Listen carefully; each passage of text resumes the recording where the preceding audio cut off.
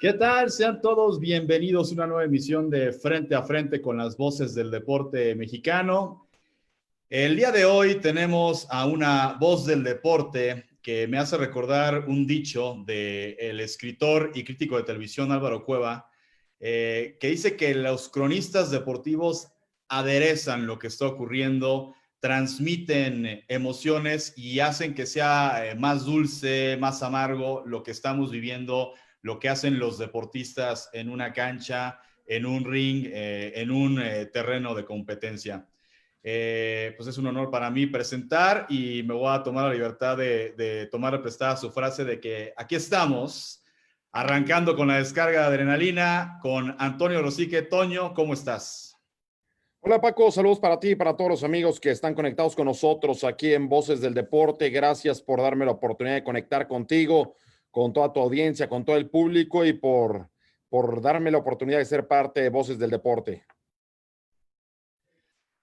Oye, Toño, pues primero que nada, comenzando, pues preguntarte, pues cuando todo esto de la pandemia arrancó, tú estabas en República Dominicana con el tema de Hexatlón. ¿Te tocó allá o ya habían terminado de grabar y viviste algún viacrucis o algún tema especial para tener que volver a nuestro país? Tuvimos mucha fortuna, tuvimos mucha suerte porque ya había empezado pues todo el tema del coronavirus que comenzó en China por ahí del mes de enero, si no me equivoco, y poco a poco fue creciendo la pandemia, se pasó a Europa.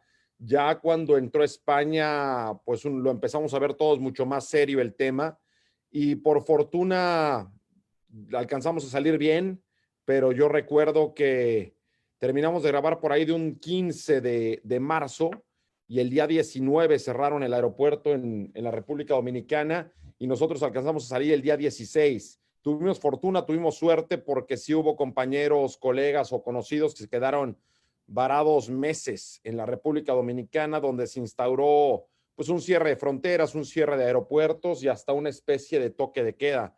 Por fortuna, yo aterricé en México el 16 de marzo y ya, el resto de la historia, bueno, todos lo hemos vivido. ¿Cómo has vivido en este regreso a lo que es el deporte en México? Te tocó narrar la E-Liga MX. Yo no sé si alguna vez, pues salvo que de chavo, cuando empezaba el tema de FIFA, pues que de repente, pues uno que medio le sabe narrar, pues es el que narra mientras los amigos que le saben mover a los controles jugaban. ¿Te imaginaste alguna vez que ibas a acabar narrando un partido de fútbol de E-Liga MX? Probablemente, mira, a lo mejor suena como que muy aventurado decir que sí me lo imaginé, pero yo creo que lo empezamos a contemplar los comunicadores en el momento en que los videojuegos empezaron a requerir voces conocidas, digámoslo así, cuando empecé a ver que Martinoli y García empezaban a narrar el juego de fútbol, ¿no? Para la otra compañía, te empiezas a imaginar en la posibilidad de en algún momento tengas que narrar algún tipo de videojuego. Entonces, sí, creo que por ahí empezó a darse la posibilidad. Ya cuando me dijeron, vas a narrar videojuegos, te llama la atención, ¿no? Que el salto sea tan rápido, tan repentino. Estábamos narrando fútbol y de repente, pues no queda de otra que narrar figuritas en el monitor, ¿no? Pero nos ayudó, creo que nos ayudó muchísimo a sentir que estábamos narrando algo, a sentir que no nos habíamos detenido por completo. Fue hasta terapéutico, te diría yo, Paco, el hecho de decir, bueno, al menos tengo algo que narrar. Y la verdad es que este tema, finalmente la pandemia a nivel laboral ha sido dramático para muchas personas que han perdido sus empleos, compañías, empresas que han cerrado o que han parcialmente parado labores. Entonces, para mí era verdaderamente pues una bendición poder decir, tengo trabajo y eso pues lo valoro mucho. Vamos mandando saludos a la gente que se está conectando, saludos a Ana Lilia Martínez, a Roberto Maurer, a Pablo Rodríguez y Edgarcito Lunita Martínez. Dice, saludos al gran periodista deportivo Toño Rosique. Quisiera preguntarle quién es su referente del periodismo deportivo y cuál fue tu primera cobertura deportiva. Saludos, saludos para todas las personas que están conectándose con nosotros amablemente.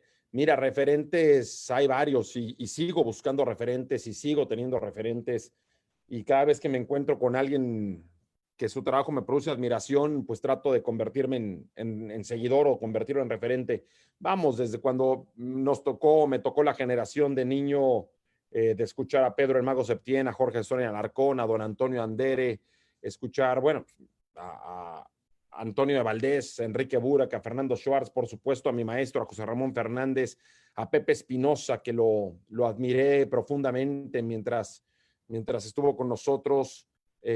Aprendí también mucho de Francisco Javier González. En fin, yo creo que es una labor permanente, una actitud, diría yo, permanente, la de ver lo que hacen tus compañeros y tomar todo lo bueno, ¿no? Todas sus virtudes, tratar de aprenderle a todas las personas que están a tu lado. Y he tenido la fortuna de tener a grandes compañeros y tener a grandes maestros, ¿no?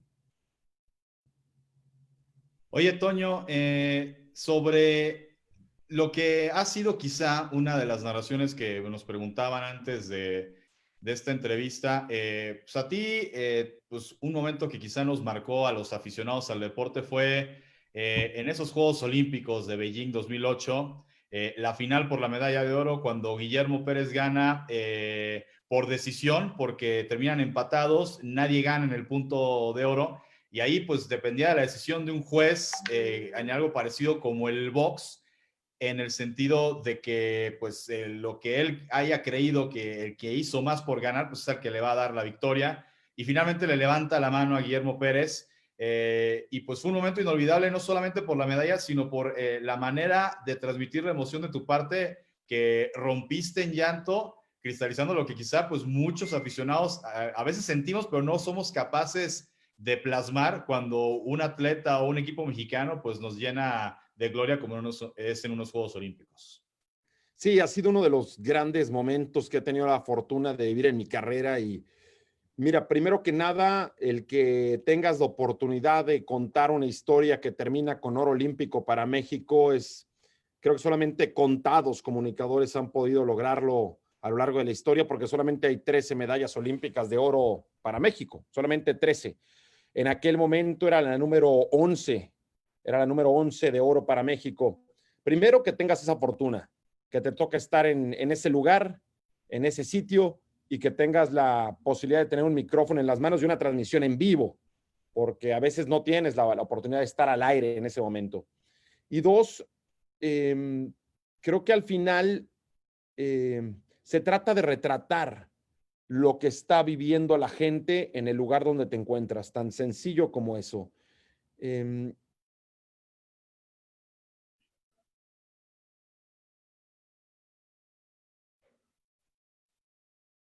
Creo que tenemos, por ahí se nos perdió. O lo que están sintiendo todas las personas que están ahí. Y mi obligación siempre ha sido y será el tratar de que los que me están viendo o nos están siguiendo por televisión se sientan ahí, se sientan en el estadio, se sientan en la arena, se sientan en esa butaca que está ahí de primera fila y que sientan todo eso que sentimos nosotros. Entonces, en ese momento, creo que había que externar de qué tamaño era la victoria de Guillermo Pérez, de qué tamaño era que México ganara una medalla de oro, qué se sentía estar ahí en los Juegos Olímpicos de Beijing y escuchar el himno nacional mexicano. Y eso era algo que nunca se iba a repetir o que no sabíamos cuándo iba a volver a repetirse. No puedes narrar una medalla de oro de México como si estuvieras narrando un evento de un gol del fin de semana en la Liga Mexicana. No, no puedes narrar una medalla de oro en unos Juegos Olímpicos como si estuvieras narrando unos centroamericanos o unos panamericanos. Entonces, cuando te das cuenta que tienes en las manos un momento que va a pasar a la historia, un triunfo del que se va a seguir hablando en 20, en 30 o en 50 años, en ese momento es tu obligación encontrar la emoción y es tu obligación conectar con México y es tu obligación marcar ese momento, ese día en la historia para siempre.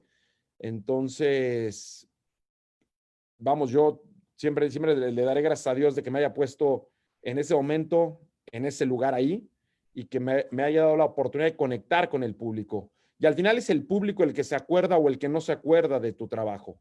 Y por fortuna, mira, tú lo recuerdas y han pasado 12 años y la gente se sigue acordando y probablemente se acuerdan más de ese momento que de muchos otros y de probablemente algunas otras medallas. Entonces, yo en ese momento me acordé de que yo había visto ganar a Ernesto Canto la medalla de oro en Los Ángeles 84 y a Raúl González y que había visto entrar consiguiendo una medalla de bronce a Bernardo Segura o que no hace mucho tiempo atrás había visto entrar a dos mexicanos a la meta en los 20 kilómetros de marcha en Sydney, a Bernardo y a Noé, y después uno de ellos había sido descalificado. O sea, me empecé a acordar de toda la gente que había tenido la oportunidad de narrar medallas olímpicas y cuando tú tienes esa posibilidad, que además es un honor, es al mismo tiempo una responsabilidad. Y para mí lo más importante siempre ha sido estar a la altura. Como periodista tienes que estar a la altura de ese relato que estás haciendo, de ese pedazo de historia que te está tocando ver, de esa victoria o de esa hazaña que estás atestiguando. Porque nada sería más triste para mí que voltear 10 o 15 años más tarde, voltear a ver lo que tuve en las manos y decir, no pude hacerlo o no supe hacerlo. Oye, hace poco, ya estando tú aquí en México, pues al menos a mí no recuerdo haberte visto antes en una faceta como esa. Estuviste emulando a Michael Buffer y a Jimmy Lennon Jr. Como presentador de la función de Box Azteca. ¿Es algo que ya alguna vez te había interesado hacer? ¿Fue una oportunidad que se presentó? Y pues, ¿cómo te sentiste de ser el hombre elegante encargado de presentar a los pugilistas en una función? Ha sido otra de las cosas maravillosas que me han pasado en la vida y la verdad es que de esas cosas que yo pensé que nunca me iban a tocar y que de repente te la ofrecen y ahí estás, ¿no? Ahí estás. No, la verdad es que ha sido uno de los grandes momentos. Ha sido como uno de esos experimentos eh, fabulosos, ¿no? Que a veces también te tocan hacer. Eh, Finalmente, como comunicador, pues hay muchas facetas, ¿no? Eh, y como comunicador hay muchas opciones. Y es bonito poderte poner a prueba, ¿no? Probar un poco de todo y darte cuenta cómo te sientes en cada lugar y con cada papel o con cada rol, ¿no? Es como ser actor, ¿no? Te puede tocar de héroe o de villano, te puede tocar de víctima o de victimario, y a lo mejor tendrás un perfil para ciertos papeles y a lo mejor otros papeles u otros roles no se te van a dar mucho por tus características, pero eh, vamos, ya desde hace tiempo me he ido tocando ser maestro de ceremonias, conductor de muchos eventos y creo que tarde o temprano vas sintiéndote cómodo, ¿no? Ahí en el centro de un escenario y cuando te tocan este tipo de oportunidades, la verdad es que lo puedes llegar a disfrutar muchísimo. Yo lo he disfrutado mucho. Saludos también a Francisco Torres González, a Raúl Castañeda hasta la ciudad de Pachuca, a Eduardo Torres hasta la ciudad de Guadalajara. Y pregunta de Eduardo Sánchez, dice, buenas tardes, Toño. ¿Qué tan complicado ha sido el camino para llegar a donde estás actualmente en el periodismo deportivo? Pues mira, yo nunca he pensado que las cosas que valen la pena, pues se conseguirán fáciles, ¿no? Nunca he pensado que las cosas valiosas, pues las consigues rápido y las consigues de forma sencilla, porque si no, no serían valiosas, ¿no? Extraer el oro, pues te obliga a meterte a una mina y a cavar muchísimo, ¿no? O extraer petróleo te obliga, ¿no? A ir a las profundidades de la tierra o poder colgarte una medalla de que terminaste un maratón te obliga a hacer un desgaste tremendo y entrenar muchos meses, tal vez años, ¿no? Y cualquier carrera que el éxito finalmente, sin importar la carrera, supone que tengas que ir y hacer el trabajo completo, ¿no? Y cuando hablo de trabajo completo o el esfuerzo completo, implica a veces trabajar muy duro, a veces trabajar muy inteligentemente, a veces trabajar de forma muy estratégica, pues estudiar, prepararte. Yo creo que se trata de que tengas pasión por tu oficio. Cuando verdaderamente te apasiona lo que haces, no lo ves como que te cuesta mucho trabajo, que es muy difícil. Aprender a tocar el piano ¿Es fácil o es difícil? Pues depende a quién se lo preguntes, ¿no? Alguien que le apasiona tocar el piano, pues es difícil, pero lo va a disfrutar, ¿no? Y va a disfrutar todos los ejercicios. Si no te gusta tocar el piano, lo vas a ver como la cosa más difícil del mundo, igual que las matemáticas, ¿no? En mi caso, eh, pues como en cualquier materia, en cualquier profesión, pues si no te preparas, si no trabajas, si no le echas ganas, si no le dedicas más que el resto, pues no consigues gran cosa, ¿no? Entonces a mí me ha encantado, la verdad es que me encanta mi oficio, me encanta mi profesión, me encanta lo que hago. Entre más lo hago, más me gusta. Entre más pasan los años, más lo disfruto.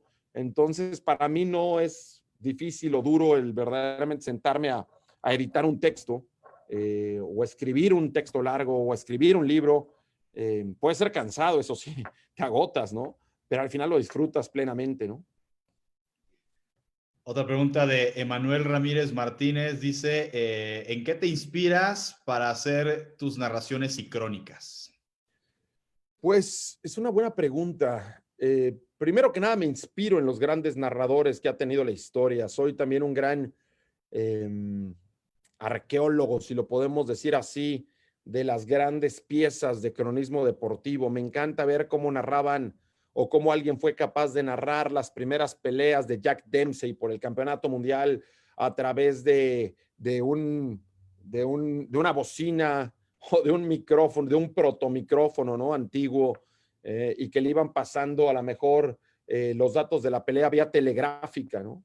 Soy verdaderamente muy curioso, ¿no? De cómo narran los italianos o cómo narran los argentinos o cómo narran los ingleses o cómo narran los españoles o cómo narran los japoneses. Me encanta escuchar crónica deportiva de cualquier otro lugar del mundo, ¿no? Y entonces eso te invita, ¿no? Te va dando herramientas o te inspira a hacer las cosas mejor, o sea, ver cómo narran el atletismo los británicos, por ejemplo, o cómo narran una carrera de botes de remo, ¿no? En un Oxford Cambridge, ¿no? En Londres, en el río Támesis. Es verdaderamente fascinante, ¿no? O cómo se narra en Corea un combate de taekwondo. Cuando te gusta tanto lo que haces, pues vas y escuchas y ves, y eso te genera inspiración constante, ¿no? Cómo narran, cómo narra un país, porque nosotros nunca lo hemos hecho, ¿no?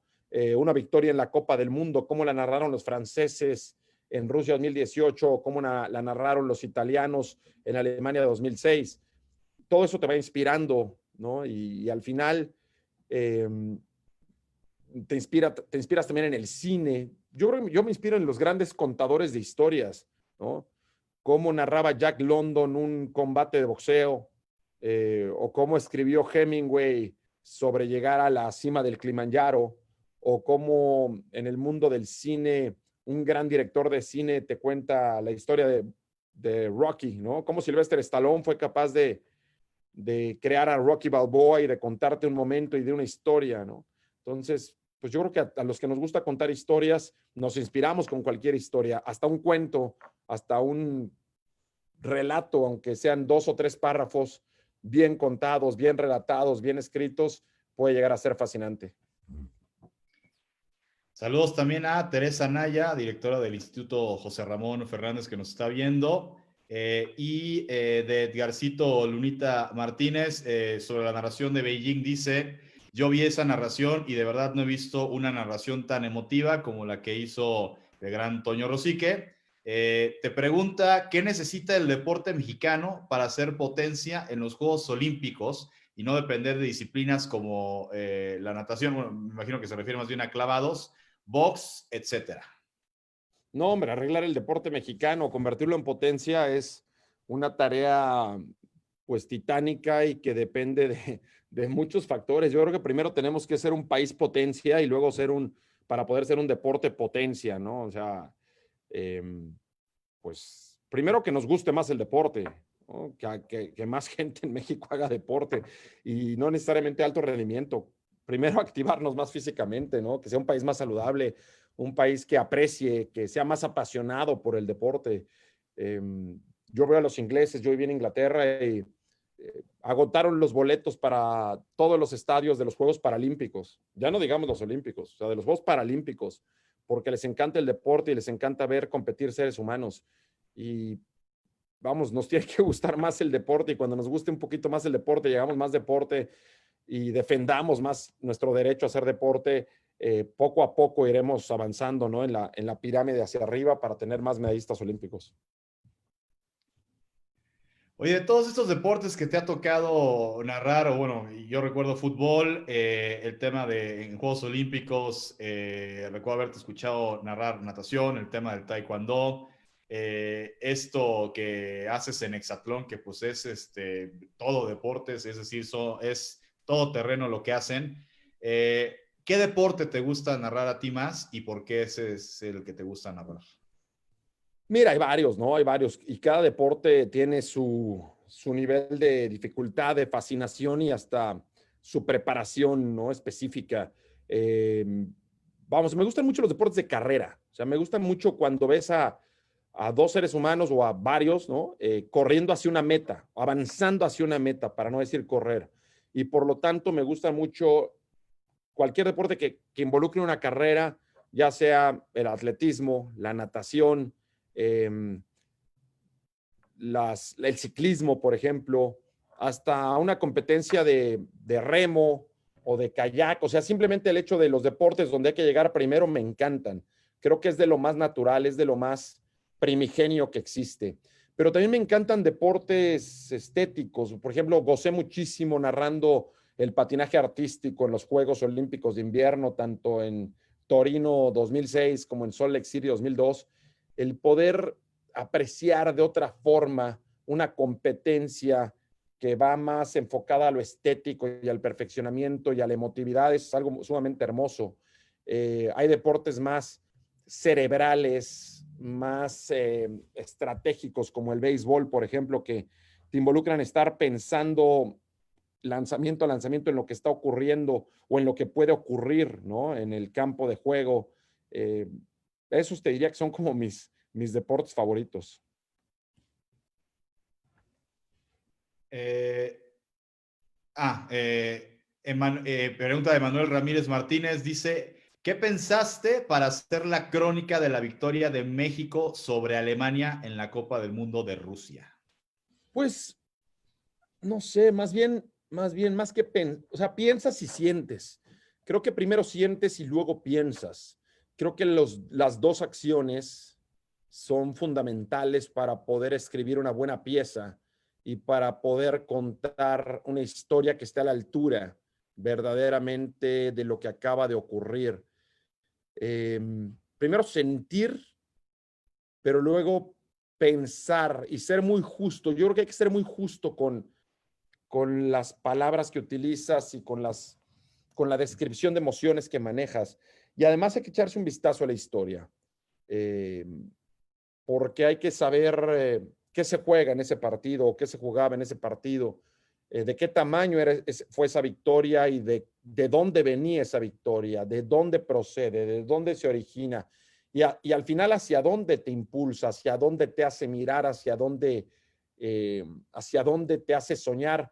Y en el medio de todo eso, pues, ¿qué mensaje es el que quieres enviar? Porque hay muchas historias dentro de la misma historia, ¿no? Hay pequeñas historias, ¿no? Y tú tienes que saber qué hilo es del cual vas a tirar, porque también es muy difícil abarcar todo el espectro, ¿no? De un evento de ese tamaño. Entonces, son ejercicios bien bonitos, ¿no? Y yo creo que también el hecho de no querer abarcarlo todo y enfocarte a lo mejor en una idea, en una emoción, te ayuda, ¿no? Te ayuda a poderlo escribir y comunicar.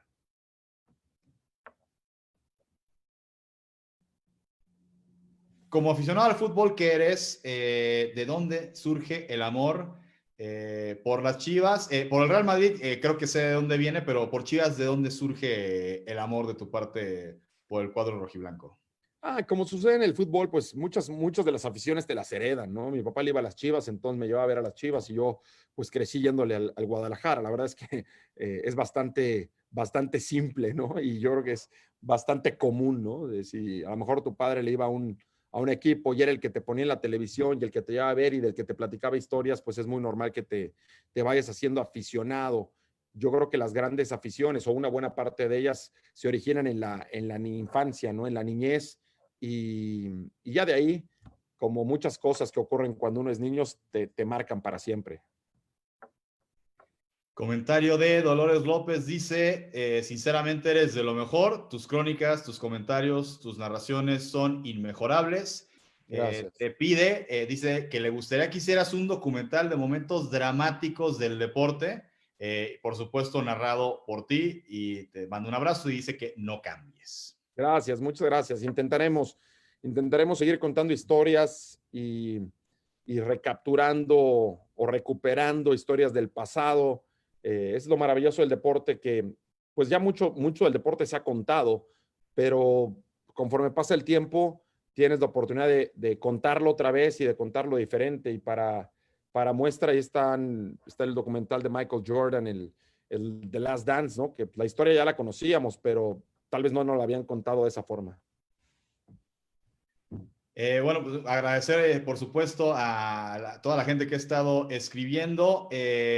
Bueno, como ya les habíamos comentado, pues poco a poco empezamos a retomar ya la normalidad del ritmo de trabajo que llevábamos. Y bueno, y en el caso de Toño no es excepción. Entonces, en unos minutitos más vamos a tener que despedir este frente a frente, pero igual agradecemos a Toño que tiene el deber, lo llama en breve. Toño, tú ya has hablado de estas grandes voces, de grandes cronistas que admiras. ¿Qué te parece que a través de Voces del Deporte Mexicano, una iniciativa, por supuesto, apoyada por la Fonoteca Nacional, por Cooperativa Cruz Azul, pues las nuevas generaciones, además de conocer tu trabajo, de conocer el trabajo de tus compañeros ahí en Azteca como Cristian Martinoli, como Luis García, pues puedan conocer que antes del estilo de Martinoli, quizá el cronista innovador era el Perro Bermúdez, pero antes del Perro Bermúdez era un Ángel Fernández y que también había un Fernando Marcos y que antes de Enrique Garay hubo un maestro para él que fue Pepe Espinosa y Toño de Valdés y Sonia Alarcón y el Mago Septién. El hecho de que tú pertenezcas ya a esta categoría de cronistas y que las próximas generaciones pues vayan a poder algún día escuchar tu voz allá en la fonoteca. Para ti, ¿qué significa un proyecto así que busca enaltecer y fomentar la crónica deportiva como parte de la cultura popular de México? Mira, a mí Voces de Deporte me parece un esfuerzo imprescindible para mi oficio, para nuestro oficio. No podemos pretender avanzar hacia el futuro, ¿no? Y crecer hacia el futuro si no conocemos y si no valoramos nuestro pasado. A mí a veces me duele o me apena muchísimo el ver que jóvenes que son parte de las nuevas generaciones o que pretenden o que son periodistas deportivos o comunicadores deportivos, pues no conozcan, no hayan echado un vistazo al pasado para ver quiénes estuvieron antes de nosotros. Es como si los grandes pintores del Renacimiento, si nunca hubieran echado un vistazo hacia las grandes esculturas del mundo griego, pues nunca habrían pintado como pintaron, ¿no? Si los escritores no miran hacia atrás o no leen a los autores anteriores, pues no son capaces, ¿no? de crear, ¿no? Si Picasso no hubiera echado un vistazo, ¿no? a lo que habían hecho antes que él, no hubiera sido capaz de ser disruptivo, ¿no? de cambiar, de convertirse en una vanguardia. Y lo mismo nos toca, ¿no? Particularmente, valoro muchísimo esto porque el que tengamos un acervo, el que podamos guardar estos fragmentos de historia, más allá del ego y más allá de quién es quién, que no se trata de eso, es dejar algo para las próximas generaciones. Y creo que empezó con una de tus primeras preguntas, ¿no? Yo cuando estaba narrando la medalla olímpica de Guillermo Pérez o cuando he tenido la fortuna de narrar pues 23 medallas de oro de Michael Phelps, y te tocaba una de esas medallas que era la de romper el récord de Spitz, por ejemplo, o la de verdaderamente superar y convertirse en el olímpico más laureado de la historia. En ese momento yo sabía que esa narración iba a quedar ahí. Así como yo escuché a Pepe Espinosa narrar a Joe Montana, ¿no? O a Pepe Espinosa narrar a Carl Lewis, o narrar a Raúl González y a José Ramón, narrar a Daniel Bautista con el oro en Montreal 76, o como he escuchado la narración del 10, la calificación perfecta en Nadia Comaneci, pues yo sé que alguien en algún día va a buscar, ¿no? cómo se narró aquella medalla de oro de Guillermo Pérez en Beijing 2008, y cómo se narraron, y porque no fue mi narración no fue la única, y verá cómo lo hacíamos, ¿no? En el 2008, como yo vi o yo escuché a Fernando Marcos narrar en Chile 62, ¿no? A través de alguna grabación. Entonces creo que este es un esfuerzo invaluable. Yo invito a todos los jóvenes que están estudiando, que les apasiona esta profesión, que antes de querer crear estilos, se vuelvan expertos en haber escuchado lo que hay allá atrás, lo que pasó antes de nuestro tiempo.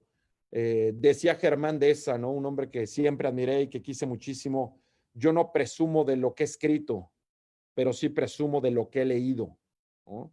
Entonces, más que los que estamos ahora presumamos nuestras narraciones, yo sí te puedo decir que puedo presumir que he intentado escuchar a todos los grandes maestros que estuvieron antes, ¿no? He encontrado la manera de buscar, ¿no? Una grabación del Rápido Esquivel, o una crónica taurina de don Pepe Alameda, o escuchar una gran tarde de toros de Heriberto Murrieta.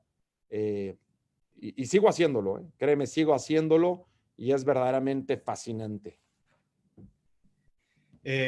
Saludos a Samuel Buenrostro Montaño, que también manda saludos y que estuvo viéndonos. Toño, pues no me queda nada más que agradecerte por tus minutos. Entendemos que, por supuesto, pues la profesión y el deber llaman, pero pues agradecerte por estas vivencias compartidas durante poco más de esta media hora que hemos tenido. E invitarte a ti y a toda la gente a que estén pendientes. La próxima semana vamos a tener un frente a frente especial. Vamos a hablar con uno de los responsables de que Voces del Deporte Mexicano siga impulsándose, siga creciendo cada año, con Pablo Granados, el director general de la Fonoteca Nacional, y estarán como invitados especiales don Emilio Fernando Alonso y pues vamos... Ahora sí que le vamos a meter presión por aquí. Esperamos que nos pueda confirmar Roberto Kenny, que seguramente lo sabes bien, Claro. Toño, hermano de Pepe Espinosa. Qué maravilla, qué maravilla. Creo que va a ser una charla verdaderamente enriquecedora. Y en verdad, gracias, Paco, por la invitación, por tenerme en cuenta, por hacerme parte de ese fabuloso libro que rinde homenaje a las grandes voces de la crónica deportiva mexicana. Gracias a la Fonoteca Nacional por interesarse, ¿no? en preservar estas voces llenas de emoción con las que han crecido tantas generaciones de mexicanos. Y cuando quieras, aquí volvemos a charlar de este y de otros temas. Hoy me tengo que conectar a otra reunión de trabajo porque ahora todo lo hacemos por Zoom, pero cuando quieras, aquí estamos para charlar. Gracias. Perfecto. Un saludo a Pues todos. nuevamente, Toño, un saludo, abrazo virtual a la distancia y pues ya saben, el próximo miércoles a las 6 de la tarde tenemos otra cita con Frente a Frente. Nos vemos la próxima semana. Hasta luego. Adiós, Paco.